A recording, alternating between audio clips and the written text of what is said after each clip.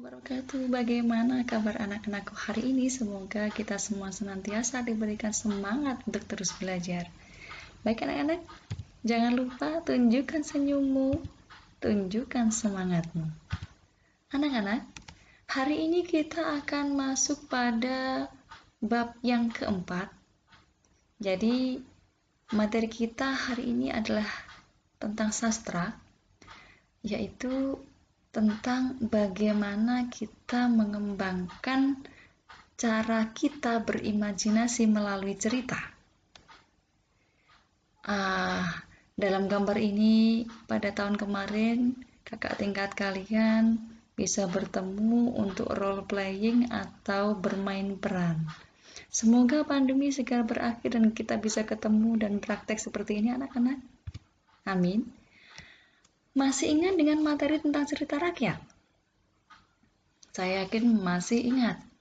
Apa saja yang terdapat dalam cerita rakyat? Satu adalah dongeng, yaitu cerita pengantar tidur yang biasa disampaikan dari orang tua kita kepada kita mungkin mau tidur. Kemudian yang kedua adalah legenda, yaitu tentang asal-usul terjadinya suatu tempat. Contoh, legendanya tentang air terjun Sedudo. Kemudian fabel, biasanya pesan-pesan tersembunyi yang disampaikan melalui perilaku hewan-hewan. Kemudian mitos atau mite, yang merupakan kepercayaan turun-temurun. Dan sage, cerita tentang kepahlawanan. Nah, yang kita bahas adalah hikayat. Jadi cerita rakyat atau folklore merupakan sastra lama. Jadi sastra dibagi menjadi dua periode. Yang pertama adalah sastra lama dan sastra baru.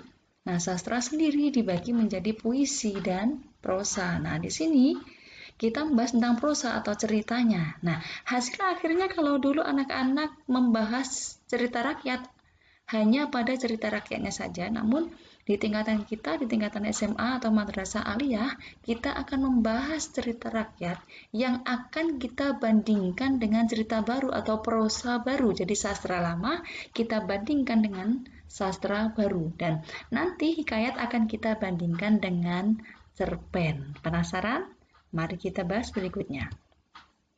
Untuk definisi, silakan anak-anak bisa baca di situ apa itu hikayat ya. Kita fokus masuk langsung pada apa itu isi pokok hikayat. Yang pertama adalah berupa nasihat. Yang kedua adalah keteladanan. Nah, jadi sastra lama memang lebih fokus pada ini ya, nasihat dan keteladanan. Maka memang sastra lama mempunyai ciri khas atau karakteristik yang berbeda dengan sastra baru. Yang pertama adalah istana sentris. Jadi dasar cerita atau yang diceritakan adalah raja, ratu, putri, pangeran, dan sekitar kehidupan raja atau istana, maka disebut sebagai istana sentris, yaitu sumber ceritanya terinspirasi dari istana dan sekitarnya. Yang kedua adalah didaktis. Jadi tujuan utama dari sastra lama sebenarnya adalah untuk nilai pendidikan atau didaktis.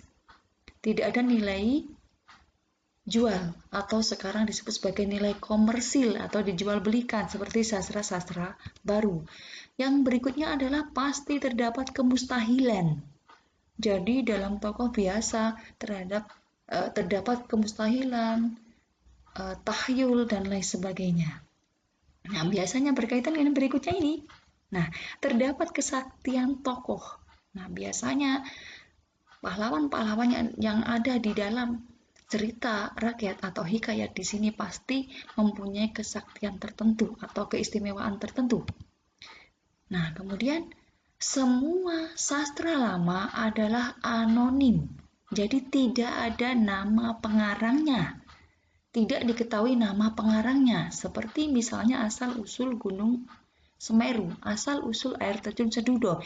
Itu sampai kapanpun kita tidak akan menemukan. Pada awalnya air terjun Sedudo, air terjun air merambat Roro Kuning, awalnya bagaimana dan siapa yang mengarang?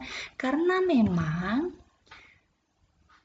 Sastra lama itu berawal dari cerita lisan, maka dari mulut ke mulut, turun-temurun, dulu dari buyutnya, kakeknya, ke kakaknya, temannya kakek, dan lain sebagainya. Maka jangan berharap bahwa cerita rakyat itu bisa dipastikan kebenarannya. Jadi tidak bisa, karena memang hanya berupa cerita lisan. Dan karena memang hikayat berasal dari Melayu klasik, maka bahasanya, ciri khasnya juga menggunakan bahasa Melayu klasik atau arkais. Maka nanti pada saat membaca tentang hikayat, bisa dimungkinkan bahwa anak-anak akan banyak tidak kesulitan mungkin ya mengartikan ini bahasa apa. Nah, maka kalau kita ingin tahu, ada kamus bahasa khusus yang disebut sebagai kamus bahasa arkais. Jika anak mendaki, silakan nanti bisa mencari secara daring di internet, browsing, dan lain sebagainya. Kemudian, karena memang tujuannya adalah untuk nasihat dan keteladanan, pasti akan tersisip nilai-nilai yang terkandung dalam hikayat. Yang pertama nilai edukasi, yaitu yang berkaitan dengan pendidikan. Biasanya tokoh belajar apa, belajar pencak, belajar memanah, dan lain sebagainya. Itu namanya masuk pada nilai edukasi. Kemudian nilai religius. Kalau kita bilang religius di masa sekarang adalah kaitannya dengan agama.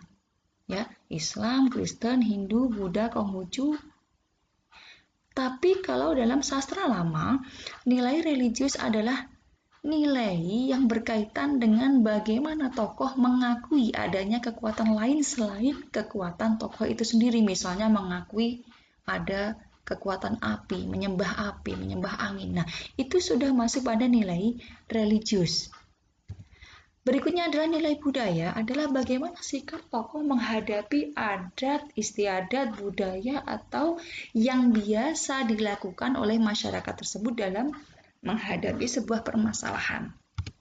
Berikutnya adalah moral, adalah bagaimana sikap tokoh dalam menghadapi suatu permasalahan baik terhadap dirinya sendiri maupun orang lain. Kemudian nilai estetika adalah nilai keindahan atau nilai lebih yang dimiliki oleh tokoh. Misalnya, dia putri yang sangat cantik, paling cantik di semua kerajaan. Nah, itu berarti nilai estetika atau si tokoh mempunyai kelebihan yang memang tidak dimiliki oleh tokoh lain. Itu namanya nilai estetika. Kemudian nilai sosial. Nilai moral tadi adalah sikap tokoh terhadap dirinya sendiri dan kepada orang lain, sedangkan kalau nilai sosial adalah bagaimana sikap tokoh terhadap masyarakat secara umum. Jadi bagaimana dia bersosialisasi. Jadi begitu anak-anak. Nah, mari kita uji sejauh mana pengetahuanmu tentang apa itu definisi hikayat, karakteristik hikayat, kemudian nilai-nilai hikayat.